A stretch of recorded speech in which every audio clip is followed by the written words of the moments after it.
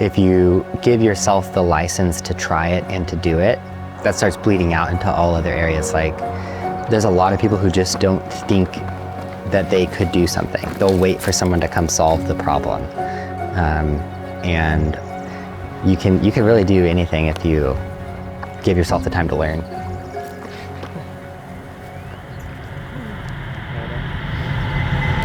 Hey guys, I'm Micah Weber with Overland Under Budget, and welcome back to another episode of Rigs We Dig. I kind of grew up and down the West states, so I lived in California, Oregon, and Washington, almost equally growing up, but my teenage years, we were living in Los Osos, which is like right behind me, about 20 minutes on the coast. And so this whole area is just like one of the best areas I feel like in California, especially for like a young family. We have parks, we have the ocean, we have mountains, mountain biking, trail running, kind of like everything here. And it still has that small town feel. You know, we grew up moving around, we grew up being outdoors all the time, but we also grew up around cars and basically anything mechanical. So my dad was a machinist as I was growing up, and when he grew up, he had about 20 motorcycles at a time in his household, and he worked on cars, put like a Porsche carburetor on his VW Bug, and then on my mom's side, her dad, when he was about to retire and retired, got into racing. So he had all types of like exotics and actually raced in Portland at the, I think it's PIR, the track up there. So just a natural progression of like my entire life, basically, around vehicles, around off-road machines, around anything with a motor, and then around wanting to be outside and just like be in nature. It was a natural fit for me when we moved to where we are now, that I just needed like a vehicle that could help me get out and camp and take pictures and just explore deeper.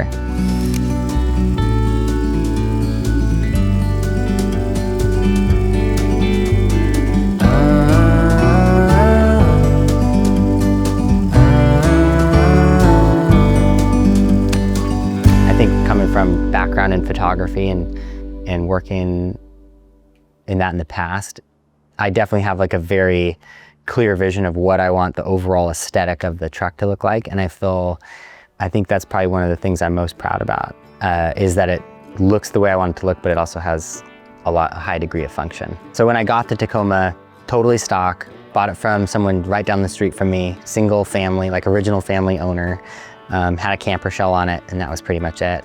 Took it home very first day on Craigslist, found a rear bumper that was for a Tacoma, put that on, but it was actually not for a Tacoma, so that was like the first time I had to modify something and use an angle grinder to make it fit, and that kind of started everything. It was like day one.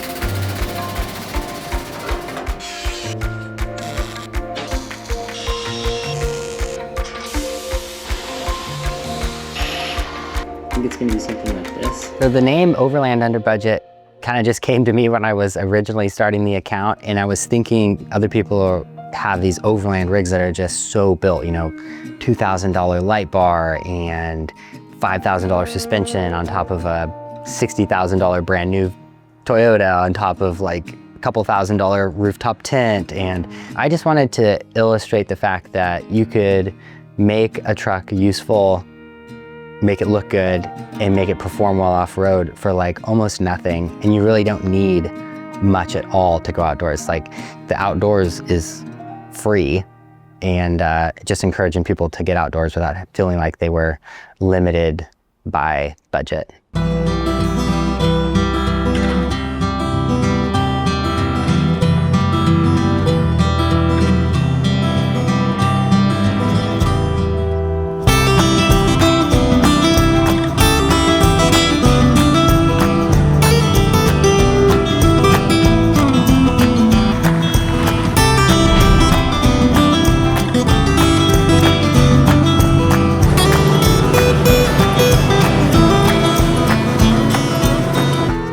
Super excited to take you through a little walk around of the truck, kind of show you what I've built and what I got here. So we'll start in the front. This is a 2001 Toyota Tacoma. I bought it totally stock from the original family It had 200,000 miles on it. Now it has 300,000. I got a coastal off-road winch bumper with a Warren 10,000 pound winch up front.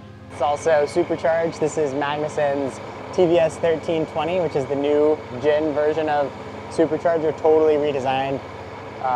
Less boost, but more volume and runs cooler, and it's been awesome. I have a smaller pulley on there as well. It's on 16-inch Nomad wheels and 33-inch Firestone MT2s. Love those tires. Suspension, it has Toyota Tundra shocks with a 500-pound coil up front with SPC upper control arms. And here's the first metalworking project I did on the whole thing. Homemade welded rock sliders, welded them straight to the frame. Probably some of my worst welds ever because they were from the very first, but they haven't fallen off yet. It has seats from a 2006 Mercedes ML350. Got them on Craigslist. They're powered. I just had to do a little welding to the seat brackets to make that work. We got a 10-inch CarPlay ready touchscreen and front and rear lockers, which are controlled down here. I kind of relocated that stuff. Other than that, the interior is really, really stock. Back seats are still in it because I have kids. So if I'm not on a trip, there's nothing in there. If I'm on a trip by myself, I have a fridge and like a seat delete platform. And then come to the back, which is like where I spent most of my time on this thing. And it's a fully home-built, home-designed flatbed and a removable pop-up camper. So 2 separate pieces. Notice I lost a bolt on the trail today. So it may become 2 separate pieces on the rest of this video. All the metalworking on the whole truck, front to back, is something that I designed and built except for that front bumper. So this is one of my favorite design parts, is the rear bumper, winch bumper. And then it's got a rear slide. I haven't pulled this open in a while, could be rusty. With cases, just extra storage, usually keep my stove in there, whatnot. And then sometimes I'll have an extra 8 gallons of gas back here. So that's super nice for like cooking surface, prepping surface, anywhere you want it. Pretty much the same thing going on here on this side. I'll show you how these cases work. This is another favorite design part of the truck for me. Pelican cases on the sides to just a little extra storage. This surface is probably one of the most used things on the whole truck because you can open it up so quickly. I use it for setting camera down, for my kids to sit on, for anytime, just like something, a flat surface. And then that stows away really nicely. This is kind of the meat and potatoes of the whole build, and it's the camper. And the whole idea behind this was to make a sleeping situation that I could jump into no matter the time of day, no matter the location, no matter the weather, and have a really comfortable sleeping setup. So this entire build is really built around that, a comfortable place to sleep no matter what. And I'll kind of show you how I use it. We've got all the lighting controls in here, phone, charger, dimmable interior lights, USB chargers for my drone, for anything like that. It has a diesel heater to keep you warm in the winter. And then of course I've got the HEST pad. So when I was building this, I was actually talking to HEST. This was like 4 years ago. And some of the dimensions out here are actually based off the HEST Dually pad. So I've got the Dually Wide down below, and I've got the Dually Long or narrow up above. And I'll go ahead and pop this whole thing open and show you how I set it all up.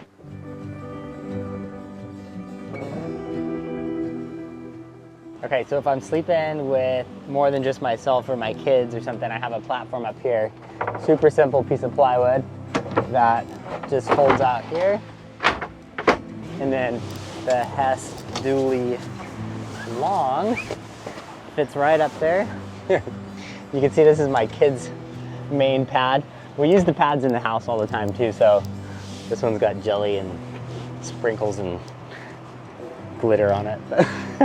Okay, so that's where the kids sleep if they're with me. Oftentimes that's just closed and put away so I have the most headroom, but it still works with everybody. So down below I have the HEST Dually Wide, and dude, with the heater on, when the rain's coming down, with a full-size, queen-size bed in here, plenty of room, it's super comfortable, and yeah, works great for me on my trips, and I love it. All right, guys. Well, that wraps it up for today. Had a ton of fun hanging with the HEST team, showing them my hometown and going over all my projects. Thanks for watching, and we'll see you in the next one.